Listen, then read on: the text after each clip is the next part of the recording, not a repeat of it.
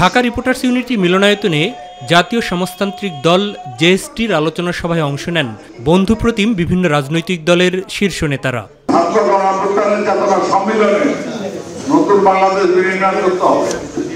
বক্তব্যে বিএনপি মহাসচিব অন্তর্বর্তী সরকারের দায়িত্ব পালনকারীদের মধ্য থেকে নতুন দল গঠন নিয়ে সাম্প্রতিক বিভিন্ন মাধ্যমে আসা আলোচনা প্রসঙ্গে কথা বলেন। সমাজে যাদের অত্যন্ত গুরুত্ব আছে তারা যখন বিভিন্ন রকম কথা বলে যে অত্যন্ত বিভ্রান্তিমূলক, যারা দায়িত্ব পেয়েছেন এই সরকার যাদেরকে দায়িত্ব দিয়েছে তাদের মধ্যে অনেকে যখন বলেন যে নতুন দল তৈরি করতে হবে তখন বিস্মিত না হয়ে পারা যায় না। তারা আমরা কি করে জনগণ ভাববে যে এরা নিরপেক্ষভাবে কাজ করছে। দ্রুত সংস্কার শেষ করে নির্বাচনের কার্যক্রম এগিয়ে নিতেও অন্তর্বর্তী সরকারকে আহ্বান জানান তিনি।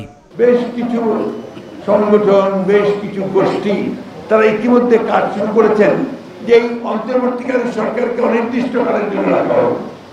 তারা একেবারেই পরিবর্তন করে দেবে, সমস্ত সংস্কার তারাই করে দেবে। তাহলে জনগণের তো দরকার নেই, পার্লামেন্টের দরকার নেই। একটা সুষ্ঠুভাবে নির্বাচন করতে গেলে ন্যূনতম যে পরিবর্তনগুলো দরকার, ব্যবস্থাটা দরকার, সেটা নিতে হবে। সেই করতে হবে করে অবিলম্বে নির্বাচনের ব্যবস্থা করতে হবে।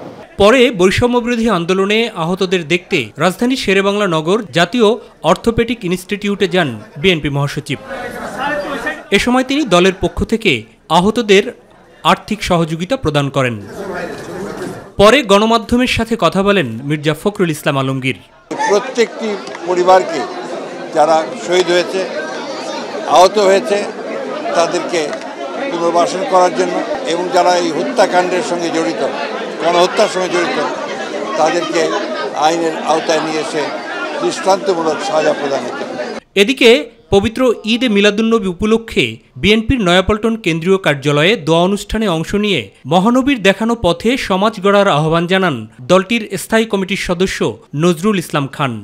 যে তার জন্ম এই বিশ্ব মানবতার জন্য। মাহবুব সৈকত, মাই টিভি, ঢাকা।